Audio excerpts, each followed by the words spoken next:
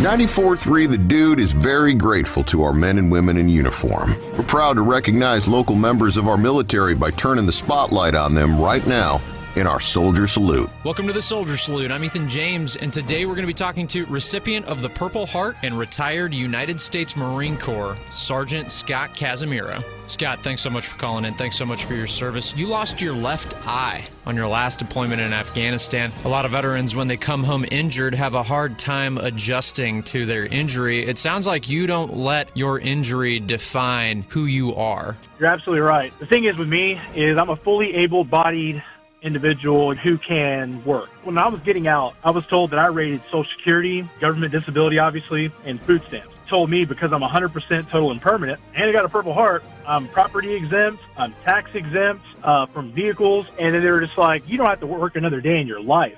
But I could probably make more with Social Security and food stamps than what I'm currently doing. But because I'm an able-bodied individual, even though I'm missing an eye, I got arthritis in my back, I got messed up knees, I got carpal tunnel in my wrist, you name it, chronic headaches. But no, I made the most out of my injury. I got an eagle of an anchor, I got a Clemson paw, and I got a replica of my right eye. But the thing is I'm such a peace-loving individual that, people find to be more like, I feel like you should be mad, or you should be angry, or you should have this outlook that's a little bit more negative than positive. And I was like, when you literally almost die multiple times from when you're medevac to finally your ending destination, it kind of gives you a perspective like, okay, let's cherish the rest of the time that you have on this earth.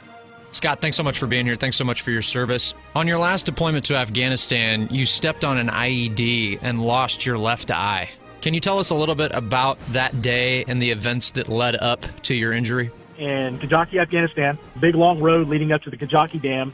We literally were about 25 to 30 minutes into this when the second hill that we took, we stumbled into a mortar pit that was very well beaten down. You can tell there's some foot traffic there not too long ago. We're sitting there looking around. It's big. So this is a fortified bunker / mortar pit. The rifleman calls me over. His name was Felber. I go up to him and I'm like, what's up? And he points. And as soon as he points, I step up and just the biggest explosion that I've ever been in. I remember seeing Felber fly on my right side of my corner of my eye, dust just everywhere. And obviously it was very loud. The dust settles. To my right, the designated marksman literally is putting 2 tourniquets on Felber's each of his legs. He's a high amputee. Any other time we've ever been in an IED blast, we've had follow-on fire. I immediately turned around, I took that 9mm out of my chest rig, took that grenade out of my right side, grenade pouch, and I had that grenade in my left hand, ready with my thumb, ready to pull that thing out or with my teeth or something. I realized I was not good. The interpreter and the corpsman were the first 2 to get to me. I see my smock that I had around my neck and my face and things like that. It was completely just holes everywhere. The corpsman plugging my eye, and I'm like, what's wrong with my eye? And so I go to look down, and there's blood was coming out, and it was not light red either. And I was like, well, that's not good. And he goes, Scott, your eye is gone.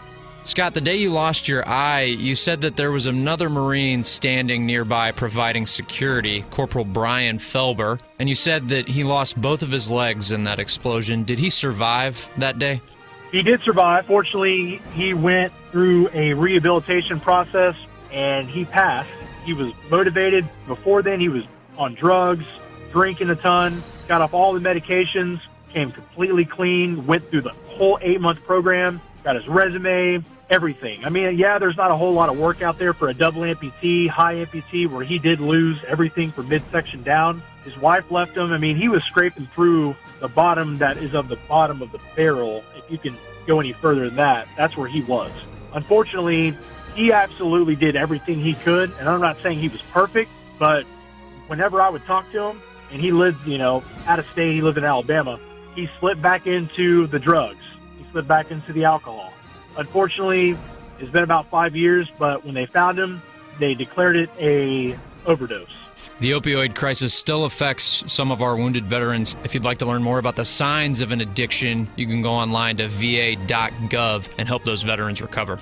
Scott, one of the hardest things any military member has to go through, if needed, is talking to the family members or spouses of fallen brothers and sisters in war. You, unfortunately, had to undergo this really tough situation. Can you talk to us a little bit about those encounters with the parents of fallen Marines?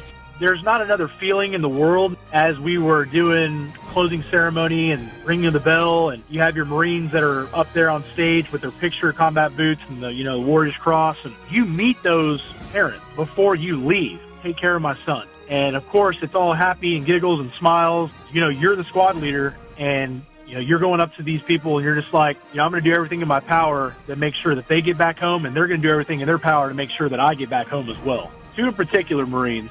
One was a machine gunner, and the other one was a squad leader. One of the moms comes up. She's so laser focused on me. She gave me the biggest hug. Her dad was off to the side. He put his hand on my shoulder, and she just said, "What was my Philip's last word? What was his last words? What did he say?" And that's when, at the time I kind of choked up a little bit, and I gave her another hug, and I said, before we step out of every line, I make sure that my Marines are mentally ready to go for whatever could take place. Make sure that they have their ammo on them. Make sure they have their rifle on them. Make sure they have their med kit ready available. Make sure they didn't take apart something or leave a grenade when they were sleeping and slipped out of their savvy plate carrier. Just simple things like that. Do they have chow? Do they have water? That machine gunner, I was sitting there, I was like, "You good? How many rounds you got?" He told me. I was like, "You ready? Because we're going to go rocking and rolling." He's like, "I got this." Head-butted him, and that was it. That's exactly what I told her. Wow.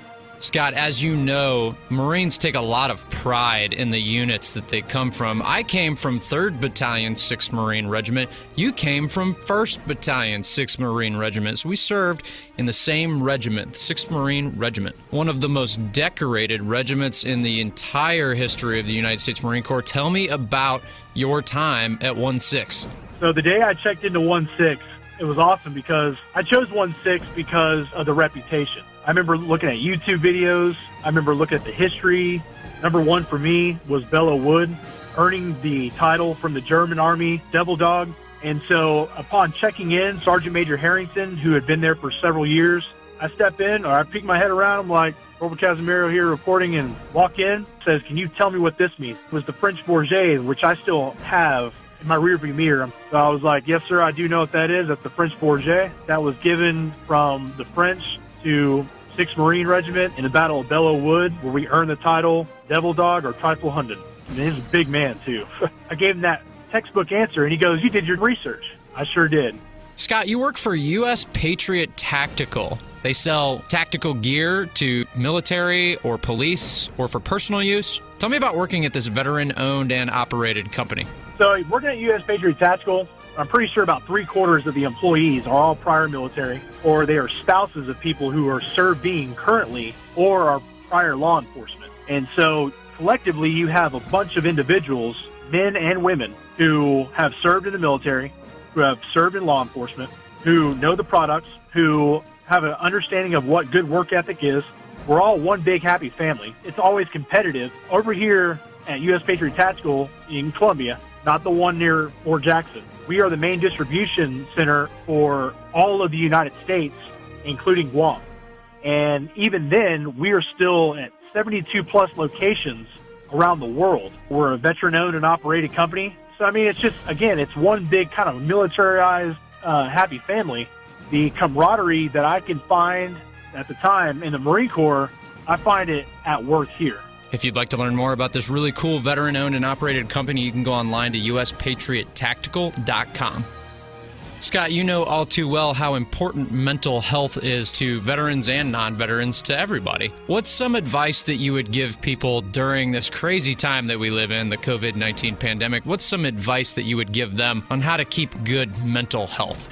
Honestly, during COVID, you're allowed to go outside. Just get out of the house. That's the biggest thing I can actually tell to anybody, whether they're military or not. You can be outside, get outside of your four corners of your house. Like, I understand there's a lot of people who are essential, but for those who are not, get out of your house.